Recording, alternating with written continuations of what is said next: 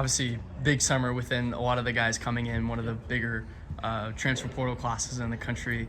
How's kind of the outlook about getting a lot of those guys and bringing in a lot of the talent that you did? We spent a lot of hours, obviously, not just on the road, but in here. Muni was kind of the home. I want to say my house was a second home. Just going over guys, both analytically, how they've played, connections that we've known. I think that we did a good job of bringing a lot of guys in here to help us with that price. You know, I think in the past we've had an injury here or there that has really not set us back, but stopped us a little bit from continuing momentum. Whether it be 2-3 years ago, I feel like every year that's the case. I think we're better equipped to handle an injury this year. Feels like there was a general theme of guys coming in with a chip on their shoulder, whether that be coming off kind of an injury-riddled year or maybe a down year. What was kind of the overall theme of you felt bringing guys in with a certain mindset of how they fit ASU? Yeah, I think it had to be guys that really wanted to grind and come back, and like you said, had a chip on their shoulder and something to prove.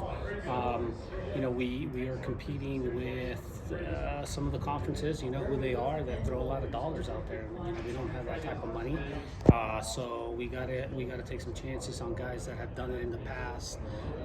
Maybe didn't have the year they wanted to this past year, but we know are capable, and hopefully with our coaching and opportunity, a guy like PJ Mutsaritis, right, great freshman year, didn't have the sophomore year he really wanted to, but we know what he's capable of. Someone like that comes in here and could show what he could do and get back to form.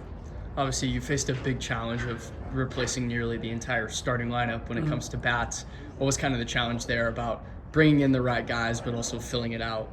Yeah, I think it made it easier when we had 9 guys go inside the top 10 rounds, and our entire outfield gets drafted and goes. So I think it provides some of these transfer guys, they see the opportunity that's there for them, right? They come in here and play at Arizona State in front of the amount of crowds and scouts that we play. It gives them that opportunity to ultimately meet their goal, which is pro ball. But our main goal was to win. They know that they got to win. They got to help us win. We got to make sure that we get to Omaha, and it's only going to benefit everyone down the road. But you know what happened in the draft shows you the power that this school still has geographically where it's located, and that helped us out a lot when it came to getting some transfers in here. And I mean, you kind of mentioned it right there, but how big of a stepping stone is it for this program when you have a year like you did? You go to the tournament and then you turn around and bring 9 guys to the, in the draft. I mean, to be able to have that as kind of a selling point and bring people in, how big was that for the program? I think it's a step in the right direction with our regime being here, but it's just what is expected here and how it should be here. And I think we're making progress towards getting this program back to where it should be and where people expect it to be. I think we should still be one of the top 25 programs in the country. And people are starting to recognize that, and they're more, with the transfer things, we've got a lot of transfers that do see this as a desirable destination. So hopefully if we could just build on last year, have a better year this year, and continue the progress, we should find ourselves in Omaha soon. And there were a few guys that you brought in within the conference, a lot of guys from TCU, Utah, Rolig, Cole. What kind of stood out to you about those guys, bringing them in the same conference but kind of bringing them over here? I think a lot of them were different scenarios, like Klecker's scenario, he has a chance to come home, right? And then other situations within the conference that we got a chance to see them play. We got a chance to see how they develop in certain places. There were scenarios of what this ballpark could do as opposed to some cold weather ballparks for some hitters, right? So each scenario offered, each kid offered a different scenario and a unique scenario that we could personalize for them to help them understand why they would benefit personally from coming over here. Dean had a pretty historic year at UNLV last year. He's had a lot of accolades for that team and that program. Yeah. What kind of excites you about bringing him in and such a powerful bat? He is not only a powerful bat, but a powerful personality. He is awesome. He keeps the clubhouse loose. He was the Mountain West Player of the Year. Usually that leads to a draft for him. So I think going back to the previous question, he sees all 3 of our outfielders that were all 3 left-handed hitters go inside the top 10 rounds. He realizes if he wants to continue his career, this is probably the destination for him. And as far as just the kid, I can't speak more highly of any other kid. He just keeps everything loose. He's ready to work, and I do think he's going to have a big year for us. Did it feel weird bringing in a new first baseman outside of Toby for the first Tobias, time in a while? yeah. Tobias was a staple here. Obviously came here when we were here, so not only did we bring one, we felt we had to bring two to replace him with Harry Mitchell and Small Dino. So one offers a left-handed bat, one offers a right-handed bat. So I think we should get match the production that Toby gave us for 4 years ago. And kind of talking about Dominic Smaldino, I mean, he had a great summer over in the Northwoods, and he was great at Cal last year. How nice is it to have that power bat coming in? It's really nice to have the power bat, but people don't realize how good of a defender he is. At 6'7", however he stands there, he's a really big target for our infielders and a really good defender. He picks a lot of stuff on the ground. He's going to help us on both sides of the ball for sure. And there are a few guys that came in kind of as duos from UNLV, from Cal, from TCU. What is it about kind of maybe getting two guys at the same time from the same school? It just kind of played out that way a little bit. I don't think we kind of looked to go get two guys that were from the same school in the portal. It was just more of what our needs were. And I think sometimes the duel comes with familiarity, right? We were familiar with the TCU program, with the UNLV program. We played them twice a year, so we've been able to see what those guys do live, not just through a computer or through facing them and being on the other dugout. So I think that's why you see two guys from UNLV, two guys from TCU come over, because it gives us not only the scouting report but the in-person scouting report that we faced them year-round. Obviously, Matt and Kyle were two guys that came in last year, kind of under the radar, but then they became two of the biggest pieces of this entire team. Yep.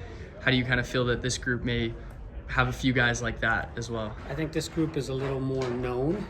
We thought that Matt and Kyle Walker were going to be good additions for us. Obviously, they met all expectations just based on us scouting them.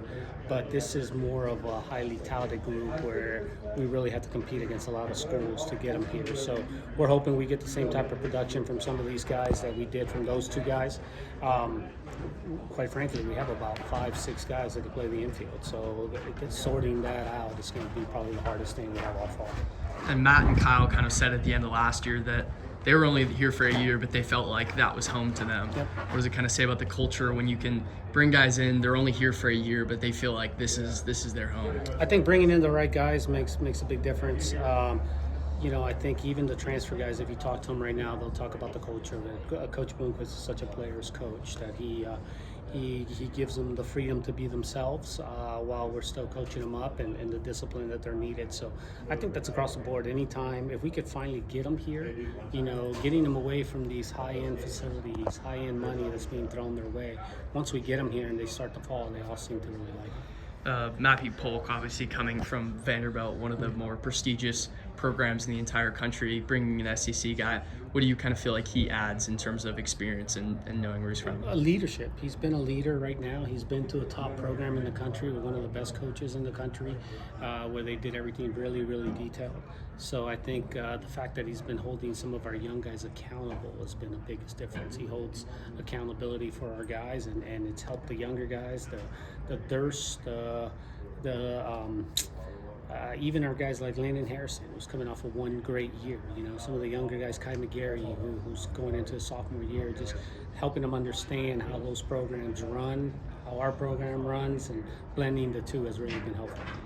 Obviously, Finn Edwards was a guy, big fastball, and then he goes and gets taken in the MLB draft, and he decides to come here. When you see a guy kind of get taken in the draft and he's still coming back here, how much more exciting does that know that MLB teams were after him and you get to have him? Yeah, it was. We were one pick short of not having him. I think when he was drafted, I won't name the organization. They may be playing in the World Series, but they mentioned that if he would have fell one pick short, they had enough money to give him what he wanted. So we were lucky in that end. The negotiation with the team that took him didn't go through, and we were able to land him. So it's exciting. Obviously, you see the tools when he's out there, what everybody else saw. And now it's about him honing them in and putting them together and see what role best fits him.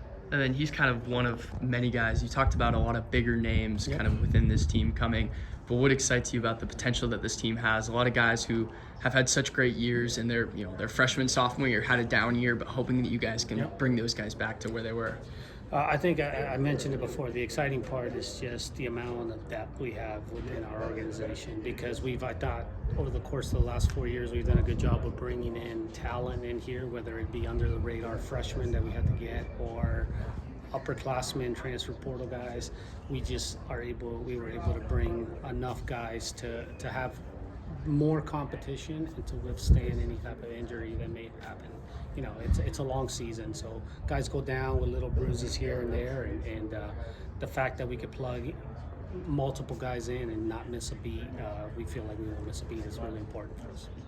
Where do you kind of feel like the depth in this team lies the best so far? Oh man, pitching, obviously we got a lot of good arms, and that's obviously something that we've been in progress and trying to make progress there and really get as many arms as we can to help that. But really across the board, catching, infield, outfield, I really feel like we have 6 infielders that could play the middle. I really feel like we have a good group of catchers, you know, that are going to push each other, and about 6 outfielders for 3 spots. So it's going to be interesting to see who wins every spot. Obviously a few holes within that rotation. Maybe you don't go out and get guys assuming they're instantly going to be starters, but what was it about getting guys that can possibly fill those rotation spots? There was a lot of guys that have spots started or have starts under their belt at big programs. You know, obviously Klecker has pitched in the World Series. If we could get him back to form, you know, Jeremy's been working hard with him. He's a guy that threw the first pitch of that particular College World Series. I mean, that's huge. Lauk Brady, he started as a freshman at Florida State. Had a little bit of a down year his sophomore year, but if we could get him back to form. And you had guys like Carlone, who went out and pitched for Team USA this summer, and guys that we have already had with starts, Derek Schaefer, you know, Easton Barrett. Those guys have started Division I, Big 12 games already. So I think we finally have a group that has a lot of experience in them. When you kind of come off of a year where you make the tournament and you have these big expectations coming into this year, how big was it to get guys that had already had, you mentioned Cole, prior tournament experience, so they know what the expectations are when you come in? I think that's big.